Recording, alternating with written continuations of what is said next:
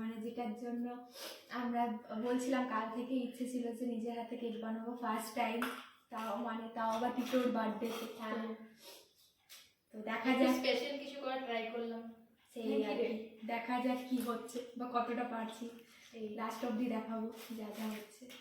ভালো হলেও দেখাবো, খারাপ হলেও দেখাবো। হ্যাঁ, বাকি এবারে দেখা যাক কি হয়। সেই বিস্কিটগুলো আমরা ক্রিমটা ছাড়িয়ে নিয়েছি আলাদা করে, আর এই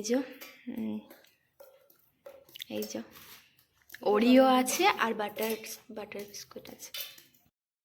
বিস্কিটটা আর ক্রিমটা দুটোই আলাদা করে গুঁড়ো, মানে বিস্কিটটা গুঁড়ো করে নিয়েছি, ক্রিমটা আলাদা করে দিয়েছি। তারপর এর মধ্যে বিস্কিটের গুঁড়োর মধ্যে একটু একটু করে গরম দুধ দিতে হবে। আর দেখো যেন দুধটা গরম থাকে, আর অবশ্যই যেন একসাথে অনেকটা দুধ দিও না, একটু একটু করে জাস্ট ওই 5-6 চামচ করে দুধ দেবে একটু একটু করে, আর ব্লেন্ড করতে থাকবে ব্যাপারটাকে। আস্তে আস্তে একটা ক্রিমি টেক্সচার আসবে।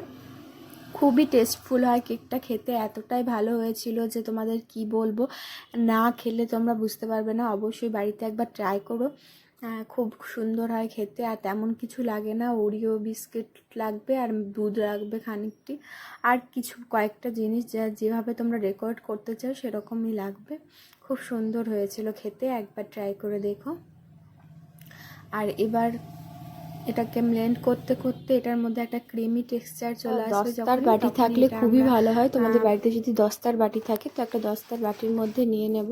এই দেখো। আর হ্যাঁ, আরেকটা জিনিস, এর মধ্যে কিন্তু খাবার বেকিং সোডা বা ইনো কিছু একটা দিতে হবে। আমি ইনো দিয়েছিলাম, কারণ ইনোতেই আমার মনে হয় কেকটা বেশি ফাঁপে বা নরম হয়, তাই জন্য আমি ইনো ইউজ করেছি। তোমরা চাইলে বেকিং সোডাও ইউজ করতে পারো।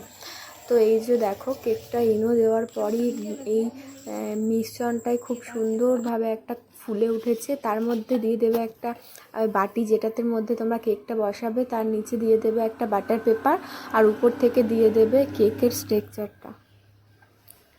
দেখো কি সুন্দর ক্রিমি হয়েছে, দেখতেই পাচ্ছ তোমরা।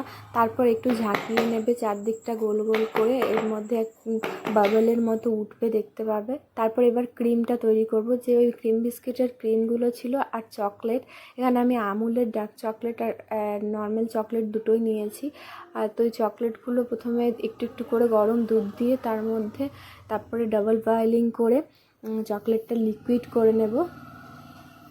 একটা কড়াইয়ের মধ্যে কিছুটা বালি দিয়ে সেটাকে গরম করে তার উপরে কেকটাকে, মানে কেকের যে বাটিটার মধ্যে ওটাকে চাপা দিয়ে রেখেছি। তারপর দেখো কেকটা জাস্ট দেখো, আমি খুব জোর 40 থেকে 45 মিনিট রেখেছি, তার মধ্যে কেকটা রেডি হয়ে যাবে। আর তুমি দেখো কেকটা কি সুন্দর আর নরম, আর কি সুন্দর একটা শেপ এসছে, দারুণ হয়েছিল। জাস্ট দেখতেও অসাধারণ, খেতেও অসাধারণ। এই বাটার পেপারটা তুলে নেবে এবার। তারপর আমি মাঝখান থেকে পাউন্ড করে দেবো থেকে একবার কেকটাকে কেটে তার ভেতরে ক্রিমের একটা, মানে যে ক্রিমটা বানিয়েছিলাম ওই ক্রিমের একটা টেক্সচার দিয়ে দেব, যেটা খুব সুন্দর হবে এবং টেস্টফুল হবে খেতে। তো তার উপর থেকে আরেকটা ভাগ দিয়ে দেব।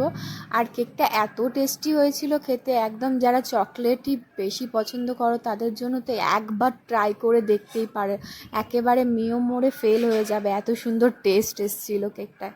তো যাই হোক, দেখো ভালোভাবে ক্রিমটা আমি দিয়ে দিচ্ছি, তার উপর থেকে আরও কেকের যে আরেকটা অংশ আছে সেটাকে দিয়ে দিলাম। তারপর এবার আমি ডেকোরেট করব সাইড থেকে ক্রিম দিয়ে দিয়ে সুন্দরভাবে। কেকটা দেখো জাস্ট কি সুন্দর হয়েছে, উপর থেকে আমি ক্রিম দিয়ে দিয়েছিলাম, আরও সুন্দর হয়েছিল। চলো এবার আমরা রেডি হয়ে গেছি, টিটো আসবে আর কেক কাটিং করব আমরা।